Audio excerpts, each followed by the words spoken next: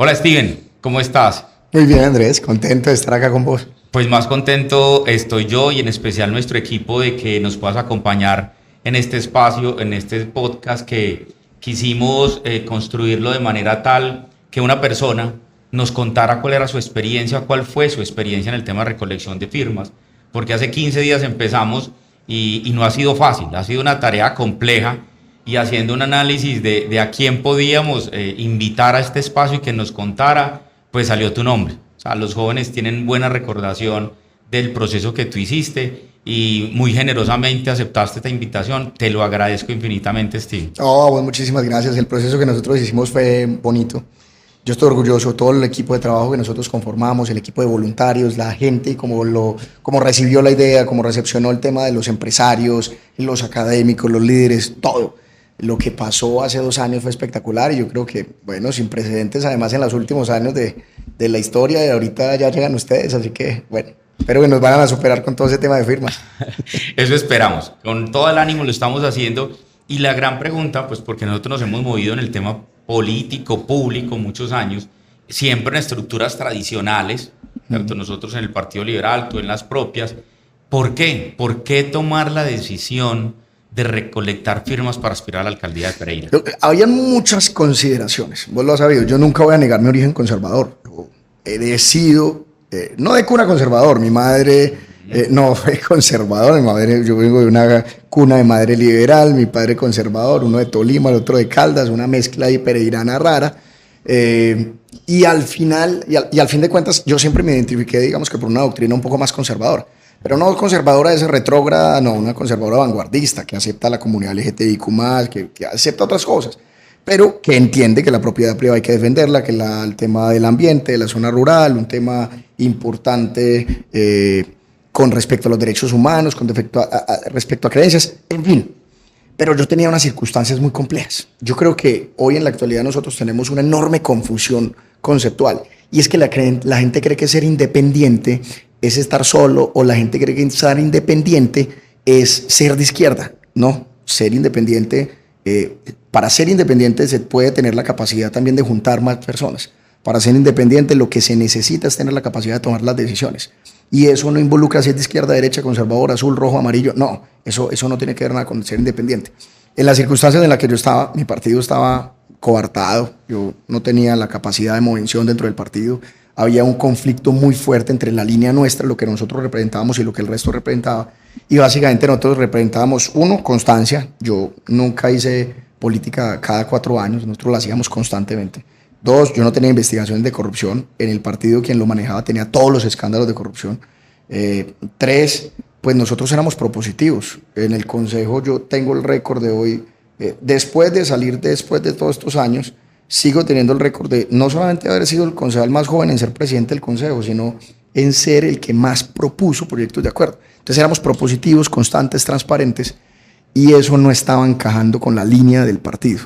Y por eso finalmente tomamos la decisión de irnos a un lado, de siempre salir orgullosos de lo que nosotros representamos, pero teníamos que tener un poco más de independencia y no mezclarnos con cualquier persona. La plataforma. Veo que nosotros somos de líneas de partido y siempre nos dan la plataforma y la línea ideológica, filosófica. En tu movimiento tenías una plataforma. ¿Cuál era la plataforma? ¿Cuál era la base o el soporte, digámoslo, filosófico de tu proceso? Tenías como nosotros, que nosotros Risaralda más grande, que nace del himno, más justicia, más paz, más trabajo, más cultura, más luz y enseñanza. Y la abeja, que es el estandarte, nuestro escudo, que también está en el escudo del departamento. En esa época, ¿cuál era tu bandera? ¿Cuál era tu plataforma para la recolección de firmas?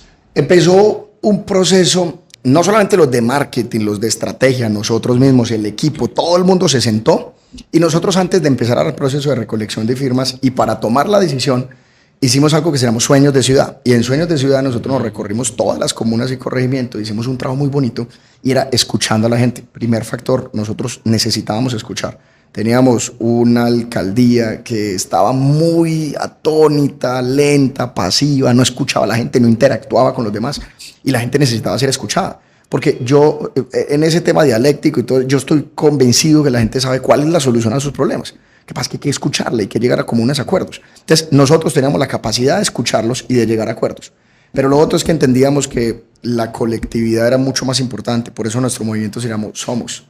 Y era, somos la capacidad de solucionar problemas, somos la capacidad de llegar a acuerdos, somos más que una persona, no era Steven, era somos Steven Cárdenas, y siempre se manifestó. Cuando nosotros arrancamos con vallas, Steven no salía solo, Steven salía con su equipo de trabajo, salían la gente, salía rodeado, porque nosotros éramos somos.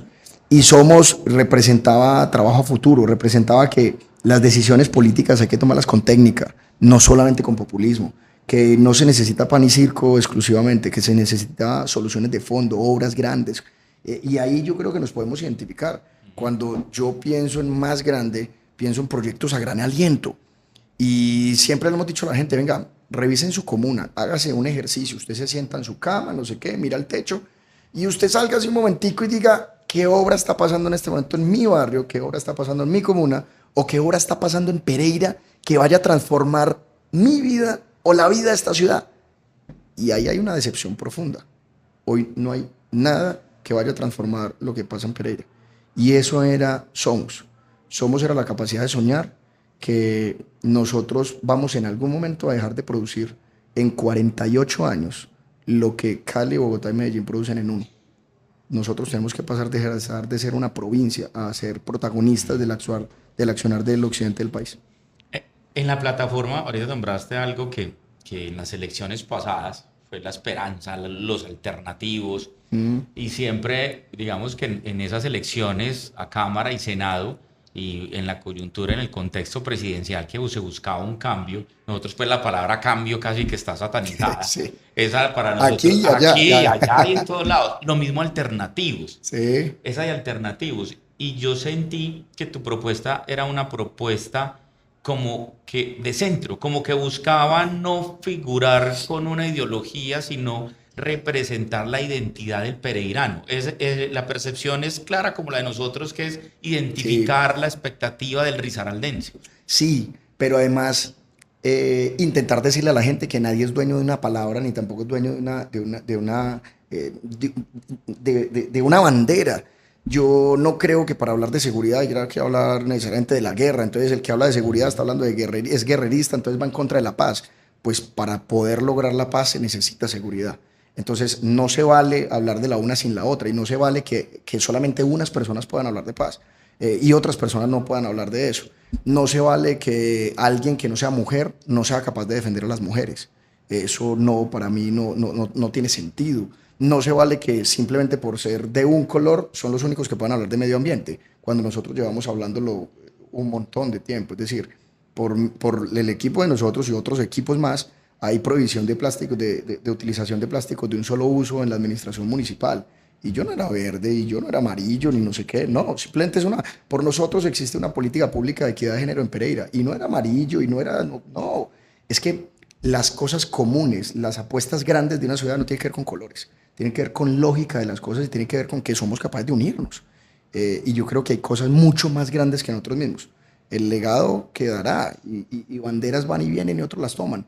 Pero de eso se trata, el relevo de que no podemos cohibirnos de hablar una cosa simplemente por temor o porque otro es dueño absoluto.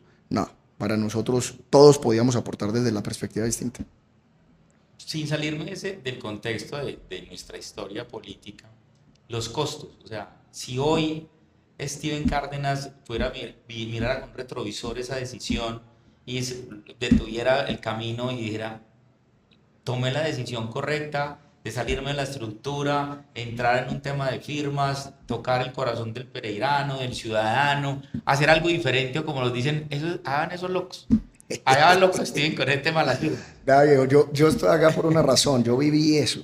Y todas las noches yo pensaba y decía, ¿yo qué estoy haciendo? Voy a renunciar al consejo, tengo 7, 8 años acá, sí. Puedo completar los 8 años, tengo proyección, mi partido, si yo aguanto esta pelotera tan berraca, a pesar de que me mezclan con ellos, puedo tener otra cosa, pero yo sí me sonrojo todavía cuando le incumplo a la gente. Hay otras personas que en política no se sonrojan, no pasa nada. Yo te prometí esto en 2 años y no te lo cumplo, y no pasa nada, tranquilo, hágale. No, yo me muero la vergüenza. Y ese pensamiento me hizo idealizar, hermano, que veo que a mí sí me entraba un delirio de persecución por no hacer lo correcto. y yo ya estaba aburrido. Yo estaba, en lo personal y en lo profesional, sentía que ya era un momento de tomar un camino aparte, que no significa solo, un camino aparte de lo que nosotros estábamos viendo en el partido. Y esa decisión es muy complicada y por eso yo la valoro. Todos los movimientos ciudadanos hay que valorarlos porque se necesita mucha berraquera. Acá no solamente lo que la gente piensa, ay, se gastó tanta plata, no sé qué, el tiempo que no vuelve, la posibilidad de estar con tu familia, la posibilidad de que yo me perdí el grado de mi hermana, de un montón de cosas que uno luego va diciendo, hombre, valió la pena, no valió la pena, tantas cosas, pero el camino que tomamos, creo que después de muchas conclusiones, fue el correcto.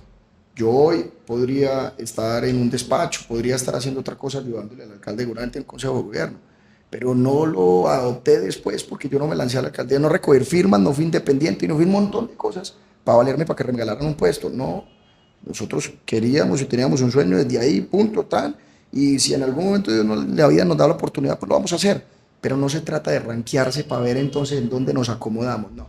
Los movimientos ciudadanos son mucho más que eso.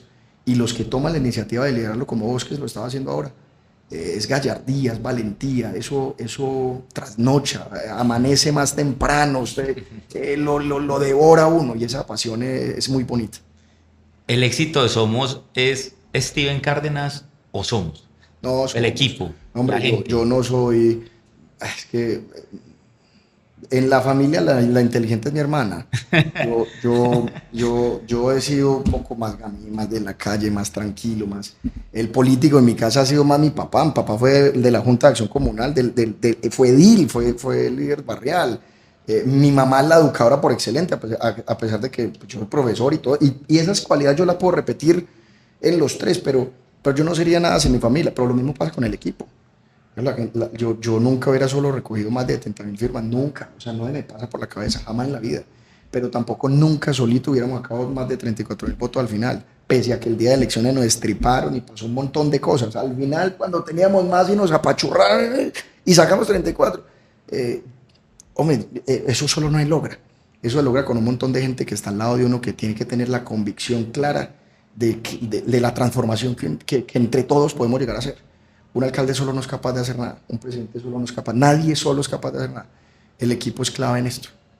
Yo siento y lo veo tanto en la campaña como ahora en tu papá como una inspiración. Yo siento, es más porque tu mamá no la veo mucho en el mapa, pero a tu papá sí lo veo muy al lado tuyo, con la bandera, con la tablita recogiendo firmas en su momento, siempre como validando y siendo inspiración. Tu papá, ¿qué tan importante es todo este proceso y las decisiones que has tomado? Todo. La familia es lo más importante. O sea, yo tengo pasiones muy claras en mi vida. La pasión por el aprendizaje y la docencia, eso no importa si pagan mal y menos de lo que debería. Yo seré toda la vida profesor, me encanta. Y la pasión que tengo por mi familia es primero que todo. Yo soy una persona creyente, respeto a todos los que crean de manera distinta. Yo soy una persona creyente, pero además que creo mucho en mi familia.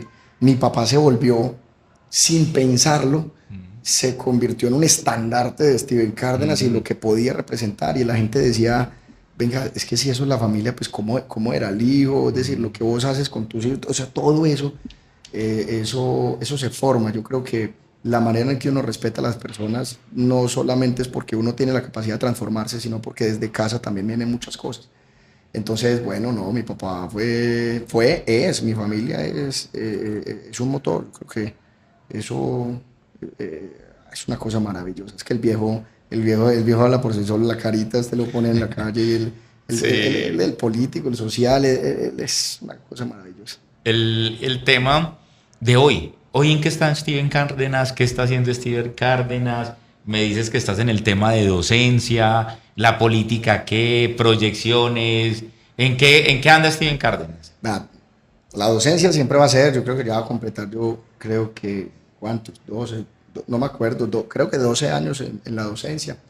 Creo que en las universidades me siento muy bien, me siento muy cómodo, en la parte académica me siento muy cómodo y eso me gusta mucho. Intentaré nunca dejar la parte académica. Y eso me obliga a actualizarme. Entonces yo ya no puedo ser especialista en economía, tengo que buscar ser especialista en gestión pública, magíster en gobierno, y eso estoy dedicado. Estoy dedicado a que el próximo año sea bilingüe, a que el próximo año termine las otras especializaciones y otra maestría. Entonces Eso, digamos que es un proceso de formación interna que me gusta y lo hago no solamente por lo público, sino porque me gusta. Dos, pues obviamente, pues hay que vivir. Entonces, de la docencia se vive en parte, no como uno quisiera, pero entonces hay que hacer un montón de cosas. Hay que asesorar las empresas, hay que asesorar entidades, hay que hacer un montón de cosas que gracias a Dios, pues ofertas hay y tenemos la tranquilidad pues de hacer las cosas correctamente. Tres, opinar de la ciudad de manera tranquila y libre y sin ser el Grinch de la Navidad, no, sin ser fastidioso, sin que a mí no me gusta nada, no, a mí me gusta el muralismo, a mí me gusta cosas que están haciendo. Ah, no me gusta que las grandes obras no se van a dar, obviamente, eso sí no me gusta. Entonces, hay que hacer las cosas con crítica constructiva, con la tranquilidad de decir, hombre, no todo es gris, negro y blanco, hay cosas buenas, hay cosas malas, y generando alertas y sugerencias respetuosas para que las administraciones puedan tomar en cuenta. Ahora hablamos del tema familiar. Y me disculpas, yo he tenido empatía contigo y ha sido chévere las veces que nos hemos reunido, pero normalmente la gente en las redes muestra su vida, ¿cierto? Entonces, por eso me fijé mucho en tu papá. Sí. Tu mamá no, y me dices, tengo una hermana, también identifico como una sobrinita que tú tienes, pero en el tema personal, nosotros hace un año, yo hace muy reciente estoy en ese tema de redes, de Instagram, todavía hasta me cuesta, pero claro, nosotros hay que mostrar la imagen de quién es Andrés Tamayo, casado, de la libre, especialista, con 2 hijas, que Abigail va a equitación, que la otra chica está en danza. Pero Steven Cárdenas, yo no veo como ese tema personal. Es calculado que tu vida personal, íntima, ahorita que están con el tema del presidente, Sí. que hoy escuchaba la PAC a mediodía, en el debate decía, sí, o sea, el presidente sí tiene un rango, un rol íntimo que obviamente no tiene que ser público, pero también en sus actuaciones públicas tiene que saberse comportar. Pero Steven Cárdenas, que es soltero, casado, hijos, Steven Cárdenas, él Sí. como en su parte, no, obviamente no tan interior, Sí. pero sí, ¿quién es Steven Cárdenas en ese sentido? No, nosotros, digamos que... ¿Tiene novia, no tiene novia? yo estoy- Para las seguidoras, para las fans. Para todo. No, yo estoy orgulloso de mi familia. Vuelvo y le digo, mi familia es espectacular. Y eso lo fui cogiendo con el tiempo. Eh, yo entré, a ver, uno es muy brioso y de joven y quiere ya... Y eso me obligó a salir muy temprano de muchas cosas, a empezar a camellar, regalarme o sea, la política, yo creo que hace 20 años, o sea, yo estaba chiquito, me tocó en la primera campaña y me mandaron a pegar pendones en Arabia. En ese momento se pegaban, me acuerdo tanto, no se pegaban los pendones con puntillas, se permitían los postes y se pegaba con engrudo de yuca. El engrudo de yuca que uno hacía, y eso era un horrible. mierdero. Uf, era una cosa horrorosa. Pero para eso eran los pelados en las campañas, entonces uno trepaba. Entonces, desde ese momento, y obviamente yo me distancio mucho de mi familia, pues persiguiendo un sueño. Yo quería ser concejal y dele. Y lo logré, o lo logramos todo, y la familia fue fundamental, pues yo nunca volteé a mirar mucho mi familia. Entonces, cuando se dan muchos procesos y muchas cosas personales, familiares, de todo, pues yo empiezo a decir, venga, o sea, las revoluciones son importantes, pero venga, pues, uno no puede creer que es que lo hemos conseguido solos. Y eso me hizo como un despertar de conciencia de yo decir, venga, yo tengo que disfrutar mi sobrino, yo tengo que disfrutar mi hermano, yo tengo que disfrutar mi papá, mi mamá. Y obviamente el equipo mantiene, pero también les he dicho, me vivan un poquito. O sea, a veces uno está pendiente de tantas cosas que termina dejando de disfrutar un viaje, un paseo, un almuerzo por estar intentando pues como hacer de todo para que todo el mundo se dé cuenta. Y al final todo el mundo disfruta, pues usted no disfrutó nada. Entonces yo decía, no, yo quiero meterme a la piscina con mi sobrinito, quiero llevarlo ahorita a jugar basquetbol que está aprendiendo, entonces. Y ya, y en lo otro, sí, soltero, tranquilo, camellando como un berraco, y ya. Mantiene la misma línea, la misma línea, constante. No se mueve por nada. Pero en esa misma también de lo digital, nosotros venimos de la estructura tradicional. Sí. ¿Cierto? Que en eso, yo no sé si yo cometo un error y es que yo no soy eufemista en las cosas. No, es que la política tradicional, ¿cómo se hace? Pues con un gran discurso, eso ya no, ¿cierto? Que salían a la plaza pública, Galán, Gaitán, y con eso la gente... Julieros, discursos. Exacto, unos discursos que la gente se enervaba y sentía el espíritu liberal o conservador. Hoy en día la política es un tema muy esquemático en sus estructuras, muy milimétrico también en lo económico, pero hoy ahí sí utilizo la palabra alternativa, el tema de la comunicación política a través de lo digital. Nosotros tenemos una gran apuesta ahí y sentimos que tú también la tienes. Y sentimos que también fue parte del éxito de Somos. ¿Tú ahí con cuál te quedas? ¿Con la tradicional? ¿Con la estrategia de comunicación digital actual? ¿Un híbrido? Yo le ¿Cómo la ves? confieso hay una cosa, yo soy muy a la antigua, pero mi equipo es muy moderno. Y eso nos permite hacer cosas en conjunto. O sea,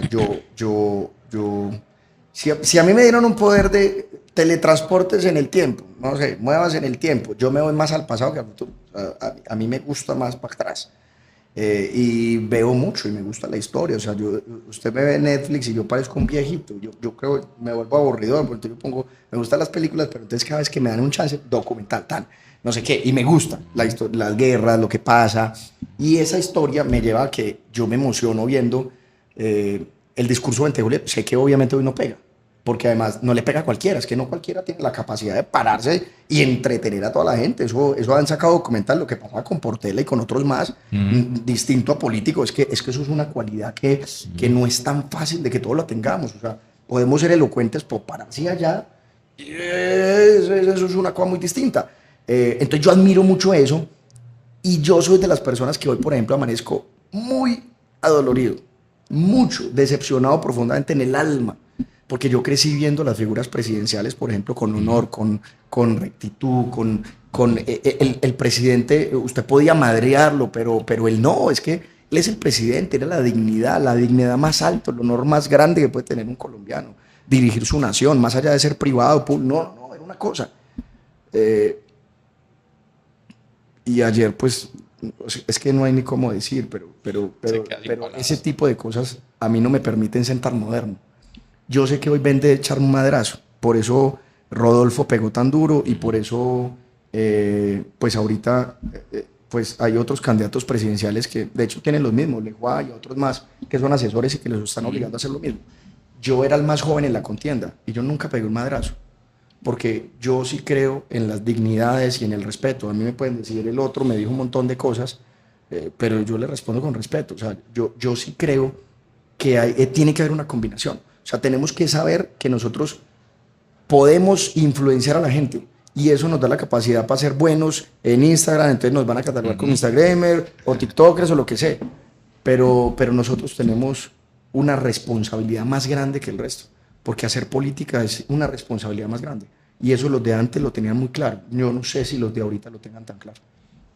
Ahí, ¿el líder nace o se hace? Ay, yo creo, a ver, es que eso ya es muy profundo. Yo no sé, ¿usted cree en el destino? Sí. O sea, que Por eso uno estamos está aquí. destinado, que uno está destinado. Por eso estamos aquí. Ay, hombre, yo creo que hay unas personas que nacen con unas capacidades impresionantes, pero creo que hay otras que poco a poco en su vida, por su pasión y por su disciplina, van creando también, van igualando esas capacidades. Y llega un momento donde pues esa misma disciplina, esa capacidad puede empezar a superar. Pues pasa en el fútbol, con Cristiano, con Messi, con todos. O sea, yo creo que hay personas que nacen, pero a pesar de que nacen con esos talentos, no están destinados al éxito a menos de que se convenzan y que lo trabajen. Y que hay otras personas que no nacieron con la estrella por ningún lado y poco a poco van colocándola y la van colgando hasta que finalmente lo logran. ¿Steven Cárdenas nació o se hizo? Depende de qué. Vuelvo y digo, yo creo que uno puede tener unas capacidades, pero yo creo en equipos. Entonces, yo creo que no hay necesidad de opacar el resto para uno brillar. Yo creo que en la medida en que los integrantes de un equipo crezcan, el equipo crece. Y creo que por hoy tener el nombre en la fachada del equipo no me hace más que los integrantes del equipo. Yo creo en líneas de autoridad, pero en líneas de autoridades consensuadas con todo el mundo y que eso no represente como vulneración para el resto, ni humillación, ni nada de eso. Entonces, así las cosas, nosotros nos hemos hecho, porque no había otra manera de yo estar acá. Yo nací en estrato medio, normal, en mi barrio El Jardín, donde toda la vida he vivido, hijo de profesores. Mi papá fue líder barrial, fue líder de Junta de Acción, edil, muchas cosas. Yo hice mi carrera, arranqué en una tecnología en el SENA, Entonces, si nos vamos a esas consideraciones, que son muy como sociológicas, pues de lo que la gente entablaría, pues no había posibilidad de yo estar, ni haber sido concejal, ni haberme aspirado a la alcaldía y estar acá. Entonces ahí me hice, pero es que yo nací con un empujoncito extra, vuelvo y le digo, la familia, ese empujoncito de que Dios le haya dado, esos amigos, esos angelitos que nos van contando en el camino, eso sí son bendiciones, que eso sí no hay explicación, ahí sí no hay hecho, ahí salieron y están ahí. Nosotros tenemos una gran apuesta, un gran sueño, así como en su momento Somos lo tuvo, y es recoger 100.000 firmas. Ujú. La pregunta la hago más como en son de, no sé si motivacional, de realidades, de asesoría. ¿Es posible sacar 100.000 firmas en el departamento de Risaralda para este movimiento? Sí, yo creo que sí. Mire, Risaralda puede estar ya llegando al millón. Yo al DANE discuto mucho, pero yo creo que nosotros estamos muy cercanos, por no decir que ya en el millón de habitantes. Eso tiene un montón de implicaciones, porque entonces uno le baja a los niños, le baja a las personas pues, que no están en la capacidad de firmar, un montón de cosas. Eso le da una reducción muy brava, pero al final uno se da cuenta que uno, en este tipo de cosas, de circunstancias, cuando la registraduría pone los mismos cuadros para todo el mundo, a veces se equivoca. Yo tenía que recoger la misma cantidad de firmas que recoge un candidato a la alcaldía en Cali o en Bogotá, en unas ciudades absolutamente distintas. La proporción era absolutamente ilógica. La proporción que a vos te toca con el resto de representantes de otros a veces se vuelve ilógica y se vuelve absurda, pero eso lo hace más valioso, lo hace más bonito, porque en procesos como el nuestro nadie había recogido firmas para llegar hasta el final. Recogía, pero nosotros lo hacíamos valioso y decíamos no sé qué, no sé qué, no sé qué. Recoger las firmas es algo bonito cuando hay una bandera clara. Cuando nosotros dijimos, es que nosotros ya queremos llegar, podemos hacer sociedad con todos, pero nosotros somos independientes para tomar las decisiones nosotros. Bienvenidos, hagamos equipo, pero tomamos las decisiones concertadas, no con jefaturas. Eso es distinto. Venga, bienvenidos porque puede haber algo distinto entre la pelotera y este. Podemos construir algo entre todos. Y eso eran banderas de esperanza, de ilusión. O sea, se empezaba a convertir en una cosa distinta. Si la gente encuentra ese tipo de cosas, si la gente encuentra sentimientos, si la gente encuentra emoción, si la gente encuentra un sueño de grandeza, que yo creo que necesita, el risaraldense necesita un sueño de grandeza. El risaraldense necesita sentir que puede tener uno de los aeropuertos más importantes del país. No, yo estoy orgulloso del Matecaña, ya está mi nombre cuando lo volvimos a hacer en la APP. No, la placa no. Risaralda necesita volver a sentir que puede tener una segunda terminal, que puede ser tan importante como la que va a construir Cartagena y puede ser la segunda o tercera más importante al lado del Dorado. Yo creo que Risaralda tiene que sentir la importancia de que puede ser el epicentro del occidente del país y yo estoy convencido de eso. Yo creo que podemos tener un montón de proyectos grandes, distintos, transformadores, pero hay que ponerlo a soñar, porque si salimos usted y yo a la calle a preguntar, vuelvo, insisto, ¿qué proyecto está transformando la realidad de nosotros? Si sumamos dos es mucho. Y ese ritmo no nos va a permitir ser grandes, ser una Risaralda más grande.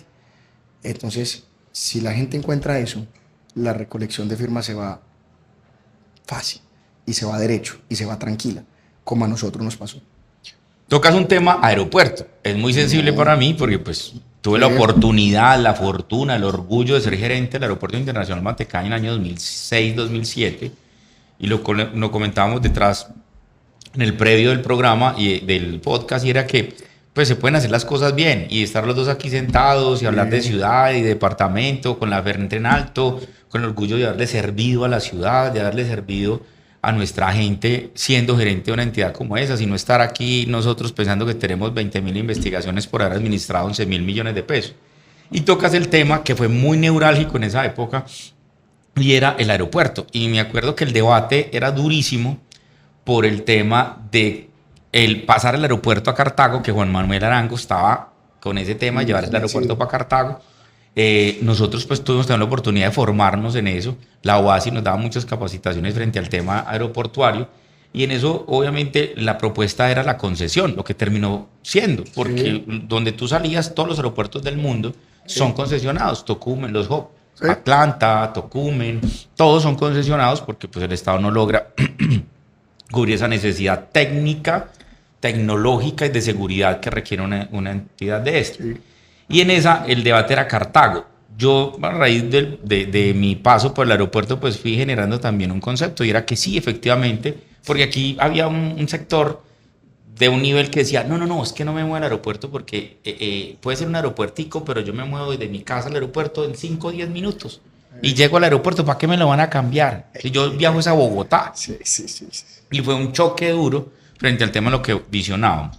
Y ahí resultaba Cartago, pero mi posición actual es que el aeropuerto de Cartago puede ser como el aeropuerto alterno, pero también de pasajeros, pero también de carga. Nosotros necesitamos potencializar el departamento, y lo que vamos ahora a hacer un departamento más grande es abriendo las oportunidades al tema de transporte. Y en el tema de transporte necesitamos definitivamente un aeropuerto de carga, porque si no, no vamos a crecer, el departamento no va a crecer.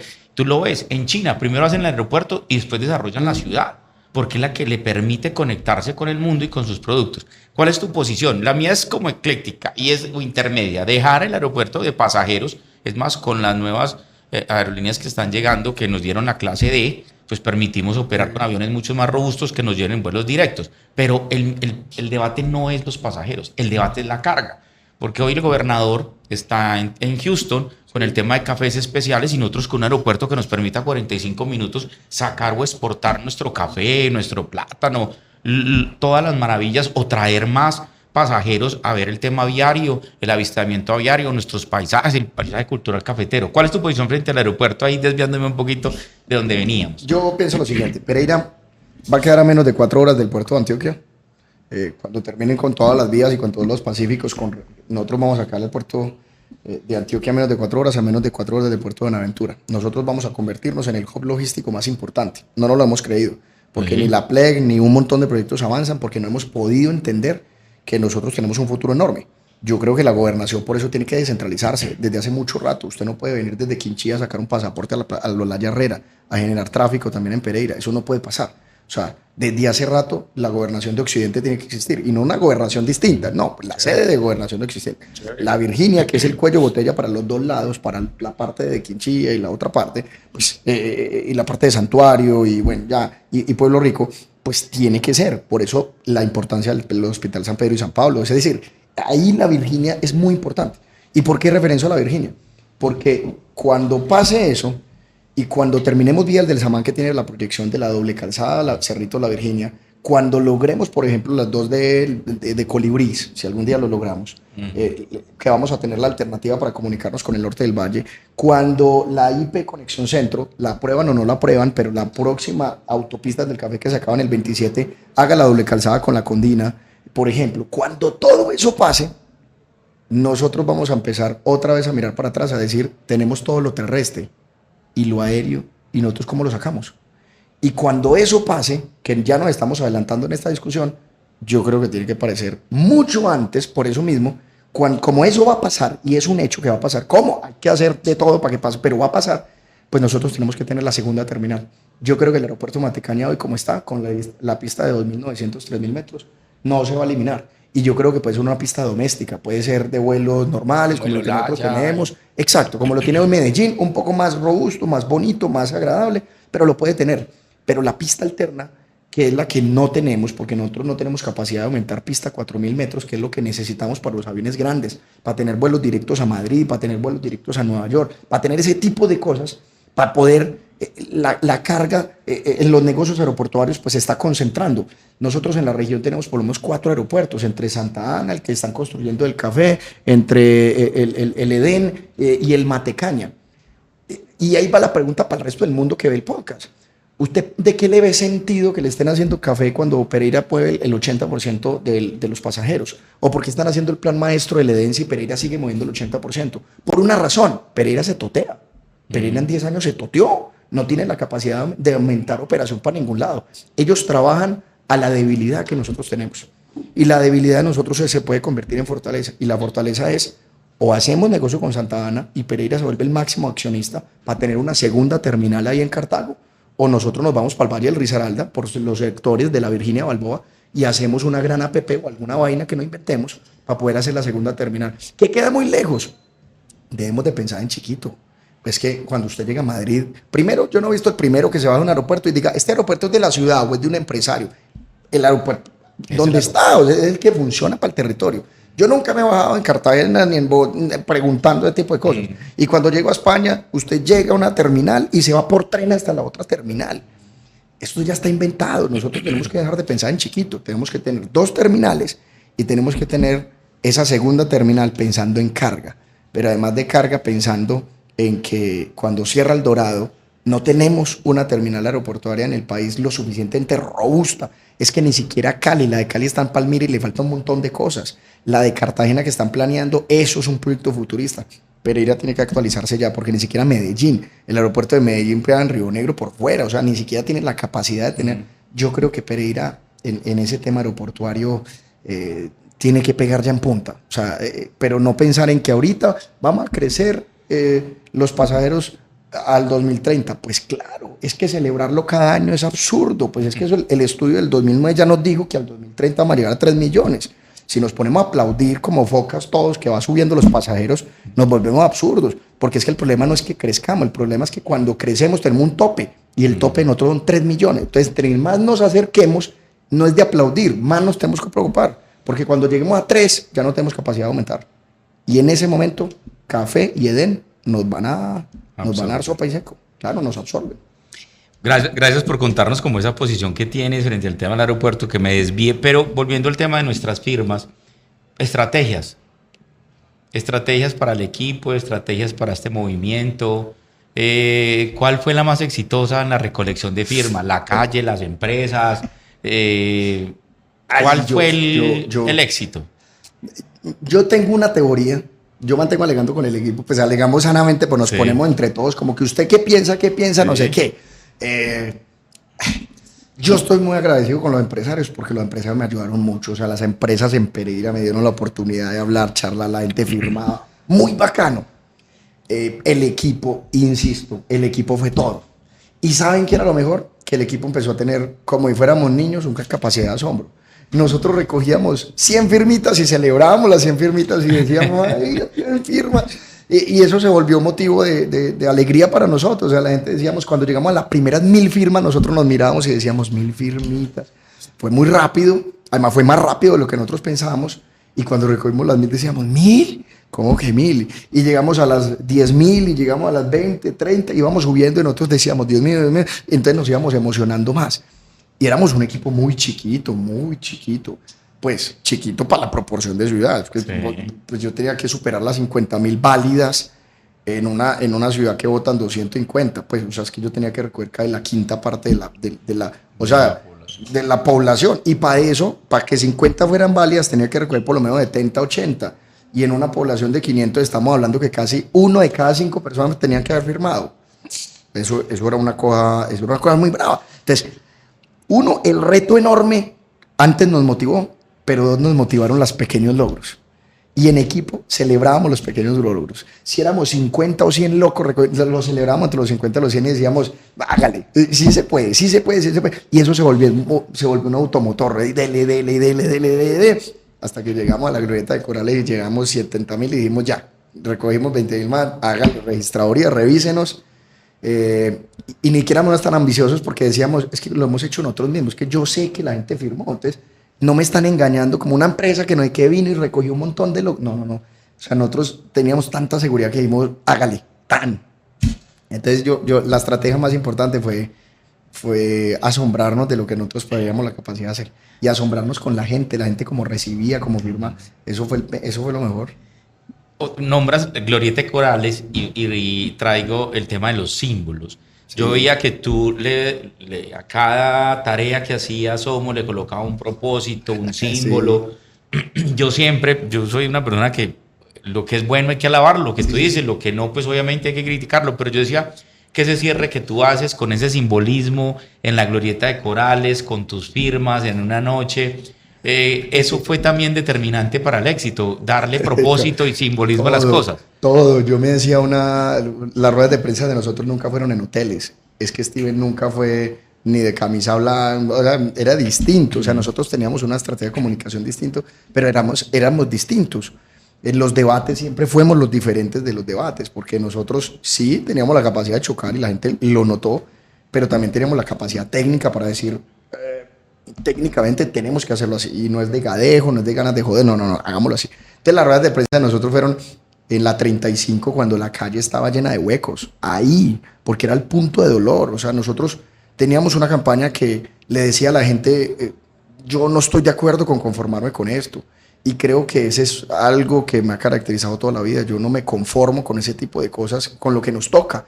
Yo no me conformo con que lo público tenga que ser peor que lo privado. ¿Por qué? Pues, o sea, ¿de dónde? Obviamente hoy soy consciente. Pues uno es consciente que lo privado tiene un montón de tramitología menos corrompible, aunque es corrompible, no hay qué. Y funciona más rápido, no hay qué. Y está bien. Y yo estoy de acuerdo con esos modelos. Pero lo que es público, porque tiene que ser de menos. O sea, porque un parque público tiene que ser menos que el parquecito que usted tiene dentro de su unidad residencial. Porque tiene que ser feo, tirado, porque no lo podemos podar, porque no puede. O sea, ese tipo de cosas. Entonces, estaba muy llena de simbolismos, muchas representaciones de esas.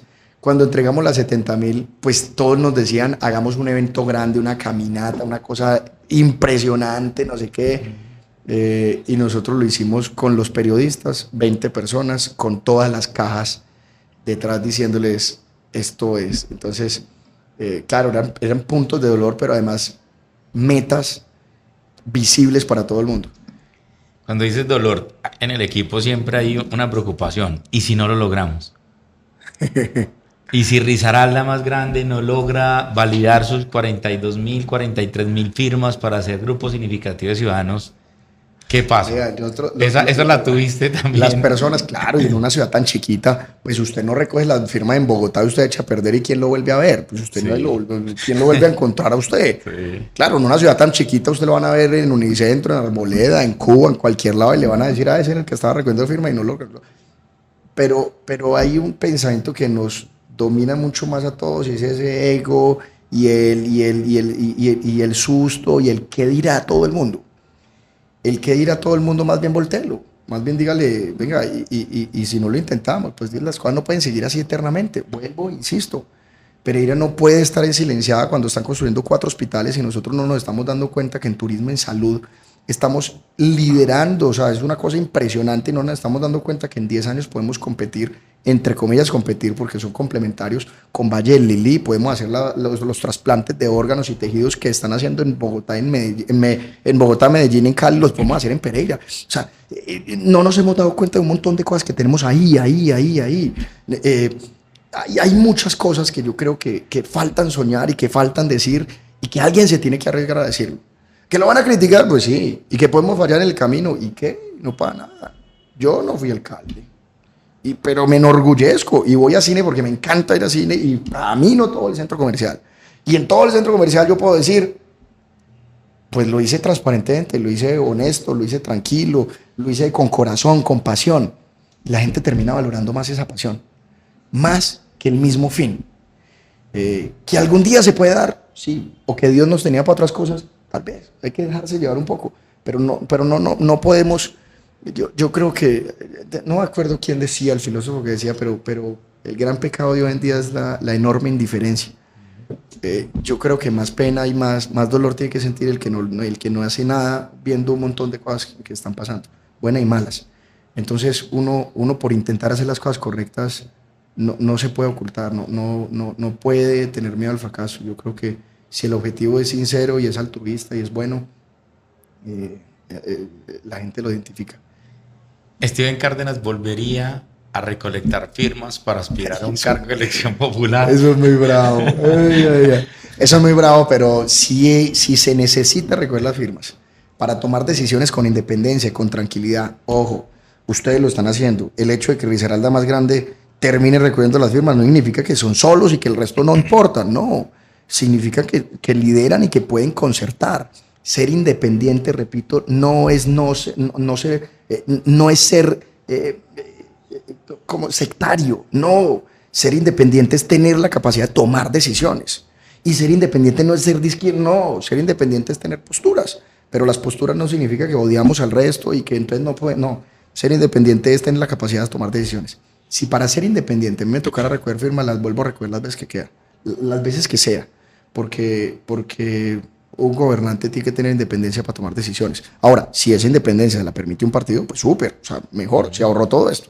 Pero hoy en las circunstancias, pues hombre, yo lo volvería a hacer. Uf, toda la vida, así sea duro y así toque celebrar de a una. De Pero lo 100 en haría, 100 sí, con todo el lo equipo. haría otra vez. Es más, me llevo ese ejemplo motivacional para los muchachos que en vez de dice, pues pucha, 100 es el 1% de 100 No, mil. uno hace las cuentas, yo soy muy cuadriculado y yo era el que veía el tablero y yo decía, no, El nos falta tablero. mucho, nos falta mucho. Y yo volteaba a ver y yo tan desagradecido, perdón, pero yo tan Sí. desagradecido, que todo lo que está ahí, y todo, y la gente nos pedía listas y nos llamaba y yo decía, no, pues, ¿qué hacerle, qué hacerle, qué hacerle? Eso se va yendo. Steven, mil y mil gracias. La verdad, valoramos No, mucho este equipo porque tú haces mucho énfasis en el equipo. Es un equipo que está convencido, que tiene pasión, que tiene motivación y definitivamente esta apuesta que con lo que nos contaste en este podcast no es sencilla, pero si la hacemos con esa pasión y con ese amor, lo más seguro es que la carga va a ser más liviana. Pues quisiera que nos regales un último mensaje para el equipo, para las personas que nos siguen, para los que no nos creen, para los que nos dicen locos, un mensaje de Steven Cárdenas que nos cuente y nos diga que Risaralda más grande sí puede ser una realidad. vean, yo creo que en un mundo que se volvió tan común y tan simple, la rareza premia y los raros podemos estar en lo correcto. Y yo creo que hay pocos fenómenos raros que pueden pasar en Risaralda y pocos los que nos hemos atrevido a hacer las cosas distintas. Y distinta no significa arremeter contra el resto, o que el resto son enemigos, o que no valen, o que no sirven. No, significa que podemos, junto con ellos, empezar a generar una visión distinta de departamento, una ciudad distinta de ciudad, que era lo que nosotros pretendíamos y vamos a pretender siempre. Yo creo que cuando uno hace lo correcto no se arrepiente de las cosas, independientemente de que el ego y la banalidad de la vida y lo que uno crea y uno cree que el pasar por la vida y el éxito es sinónimo de tener el cargo y no tenerlo, entonces es fracaso. No, yo no creo en eso. Por el contrario, creo que sí podemos lograr enormes transformaciones desde la parte técnica y desde la parte motivacional. Y las dos cuando se juntan logran una cosa impresionante que se llama credibilidad. Y cuando la gente cree, no solamente el equipo, sino cuando tu familia cree, cuando tu equipo cree y cuando la sociedad empieza a creer, empiezan a pasar un montón de cosas distintas. Y hoy lo estamos sintiendo. Yo apenas estoy andando, no soy experto en el tema, pero apenas lo estoy viviendo y conozco y puedo conocer a grandes rasgos que valió la pena firma a firma, valió la pena lapicerazo a lapicerazo, o sea, hacer la escuela completa, de en algún momento poder llegar a cualquier cargo, ya no solamente la gerencia del aeropuerto, llegar a un montón de cargos, al Congreso, a otro lado, y tener la capacidad de nombrar barrio a barrio, las señoras de las esquinas, o sea, poder haberle hecho la escuela desde la parte gerencial, administrativa, técnica, pero también desde la parte popular, saber que el que consume drogas está intentando salirse de una realidad distinta y que está enfermo y que el abuelito cuando lo dejan tirado en serio no tiene para dónde más y que hay personas que cuando hablamos de reformas pensionales no dan cuenta que esto es tan nuevo que hay personas que no van a lograr nunca eso, no solamente la ilusión de uno y no los señores, los abuelitos, ese dolor le permite la calle y cuando usted recoge firmas usted permite sentir empatía por la gente, o sea, la gente termina siendo la gran jefe y termina siendo la que puede dar la capacidad de que vos estés o no estés.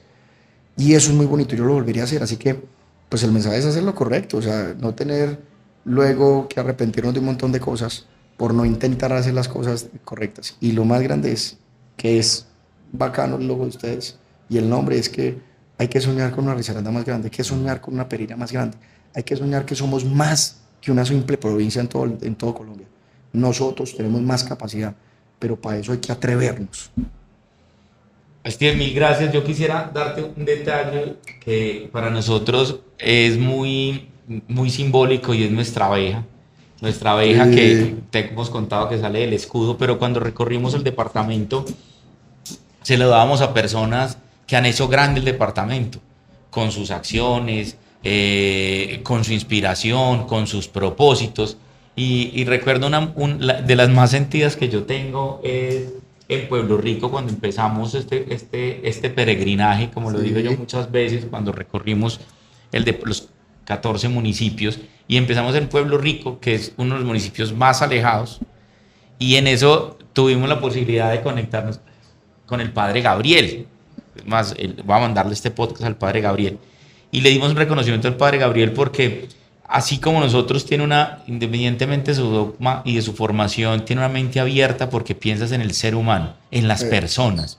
No si son ateos, católicos, liberales, conservadores. No, su vocación de servicio lo lleva a pensar solo en el ser humano de una manera desprendida, de una manera real, honesta. Y yo quisiera compartir esta abeja, Steve, mírala, nuestra abeja, que es nuestro estandarte. Muy linda. Y que la tengas con orgullo y con alegría en tu escritorio o en tu espacio. Chévere. Y agradecerte por hacer Muchas de gracias. este municipio, primero con tu propósito, y que hace parte de nuestro departamento, un departamento más grande, mi hermano. Súper. Y la verdad, muchísimas Muchas gracias. Muchas gracias. Hay que hacerle para adelante, recuerda esas firmas como un berraco. Muchas gracias.